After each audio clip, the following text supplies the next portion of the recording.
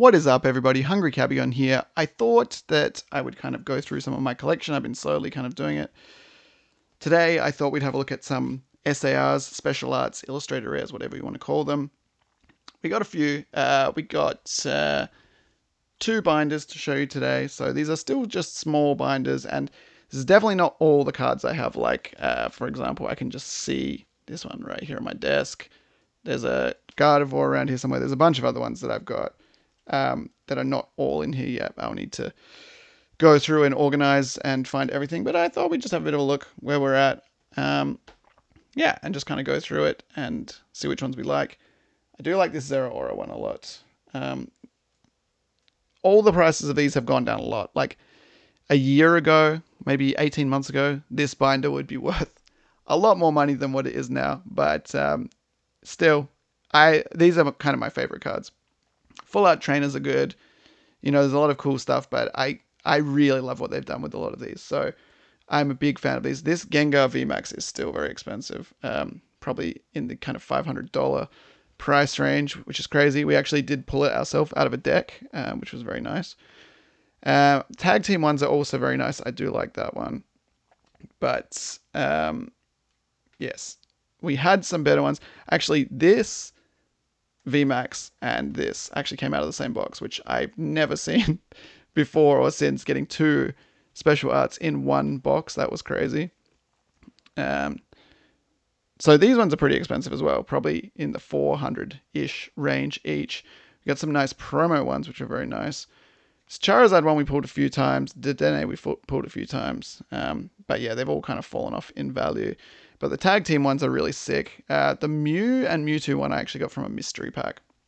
But I did pull a Korean one out of a Korean box that I opened. And that's also pretty expensive. That whole page is actually pretty expensive.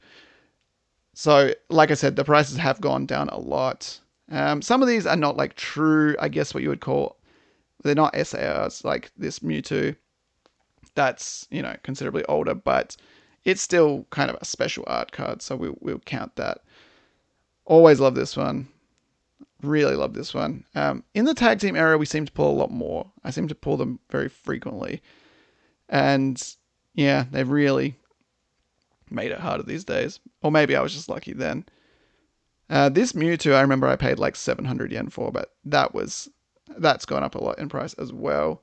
But things like this, like these were like $1,000 not that long ago, and now they're probably more like a few hundred. So still an expensive piece of cardboard, don't get me wrong, but the price has definitely fallen off a lot. But that's okay. I'm happy to keep them. But yes, if we sold all this a little while ago, yes, we would have done pretty good.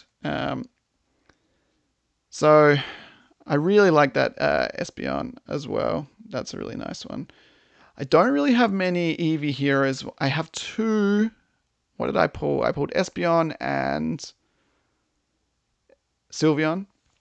So I actually have them that I pulled myself out of the very limited amount of Eevee heroes that I opened, but I don't think they're in here. I think they're in top loaders somewhere. I want to say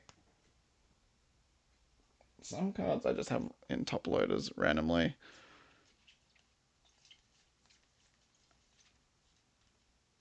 Oh yeah, there's Sylveon.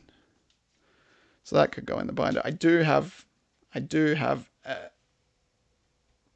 Espeon somewhere, and I have the VMAX, which came with that Eevee Heroes special box as well somewhere, but that's sealed. So I can't put it into the binder without opening it, which I don't really particularly want to do. I remember when is this still expensive in English? That was really expensive for a time there. I was really liking these Dialgas and the Palkias though. They're really sick.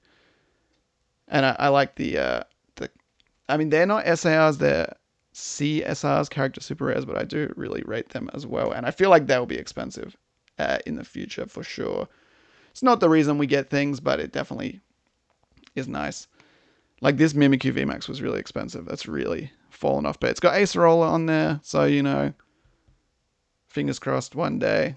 We got a lot of cool stuff in here though. So this is definitely one of my favorite cards. I really like the artwork on that Mimikyu. Just Mimikyu looks so sinister, and just the look on Acerola's face makes me think that he's just watching some like absolutely terrible stuff on that TV. I don't know what he's watching, It's not good news, whatever it is, though. This is as close as we got to the Lugia SAR. If you can see there's a little Lugia flying in the distance there. And a lot of these ones are also from, what was it? I can't even remember what the name of the set was. V-Star Universe. There's lots of, you get one in every box, so we got a bunch of them. I always really like this one. That's a sick one as well. The Grimers. And then there's some like this. I don't know if we should. They are SARs, but I don't know if they should be in a separate binder, like a trainer one. But they're trainer SARs. That is definitely, I have less of them, but I do have some good ones like the Marnie and not the Marnie, the Iono and stuff like that. And you might notice if I ever showed this binder before, some cards are missing. Some cards I have sold, like the Latios and Latios that I had. I sold that because it was just so expensive. I was like, yes, I'm going to sell that. And I think we got over $1,000 for it, so I was pretty happy with that. And then I also sold the Rayquaza VMAX. Same thing. It was just stupidly expensive, so I was like, yeah, I got to pull the trigger on that. Whether it was a good decision or not, I mean, I've definitely made a lot of mistakes in the past selling cards that went on to become extremely expensive, or having the opportunity to buy cards for like $10 or $20 that are now worth like $10,000. It's, I don't know. I'm skeptical. I'm scared to sell stuff sometimes, just because I'm like, will this just rapidly increase in value? Because that happened to me a lot of times. But then other cards like the Iono, like we pulled it twice. That was like $2,000 to sell, and now it's like $300. So you never know. I mean, we're definitely in a down period at the moment, value wise, but who knows? There could be another boom. It's happened a couple of times already since I've been living in Japan. So who knows? But I mean, I think if you still added up all this, it's still quite expensive. There's some which are cheap, obviously, but if you add everything up, it's going to be quite expensive. So that's the end of the first one.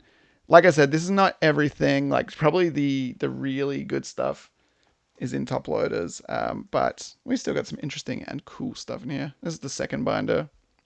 I should get a bigger and better one, I know, but these ones are cheap and plentiful, so getting like a really nice binder is not as easy as you would think in Japan, or they're very, very expensive. And I hate the ring ones. I like these ones, which is the reason why I buy these ones. I think they cost 500 yen each, so they're very cheap. That's why I got like a ton of these same ones. So yeah, this is a bit more modern stuff in here. This is obviously stuff that I've got more recently, just because this is in the second binder. But we've got a lot of good stuff. We pulled a lot of SARs, especially from this set. We pulled so many. We were just getting them every time we opened packs somehow. But yeah, maybe nothing too crazy. I don't know about the prices in English. Like none of this stuff is super expensive. I think this was kind of expensive in English, but probably only like honestly $20 or $30 here these days. I am a big fan of the Unknown. I really like that artwork. I got that out of a mystery pack, and I was super happy to get that one. But yeah, as you can see, there's some doubles. It's funny. Some things I pulled like a bunch of times, the same one, like Iono, and then other things we can just never get them. So it's interesting how that happens. I didn't even know I had 3 of those Iron Crowns. I thought I pulled 2. Anyway, we have 3. I think I got 1 out of a mystery pack. And some of these I've bought because they were just cheap. See, that Snorlax one should be in the binder. I have a Snorlax binder. That should really be in there. And yeah, we're kind of getting to the more recent stuff we got. I know I definitely have the water Ogerpon somewhere. It's like, I will never show you my desk or my room. It's so messy. There is just stuff piled up everywhere. I refuse. But buried in this pile of stuff is good stuff. It's just, I got to dig it out. I got to find it and organize. And I'm trying to do it.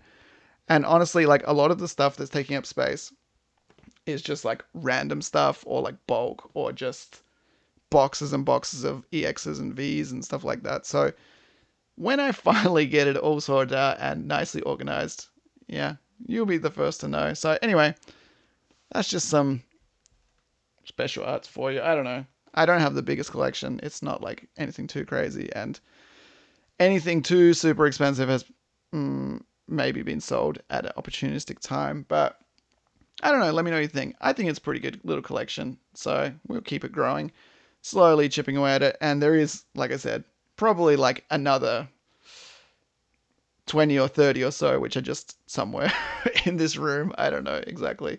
I still have boxes of stuff, um, like big plastic tubs of stuff from when I moved to this house, which was like 5 years ago, and they have not been opened in 5 years. So maybe that would be a good video one day. What's in the box? Just have a dig through and see what's in there. That might be interesting.